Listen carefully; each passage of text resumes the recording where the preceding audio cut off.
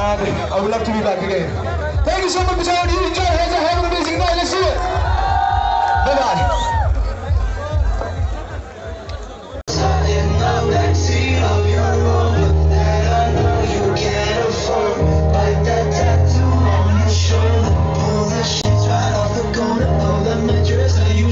From your roommate, baby, you never get enough.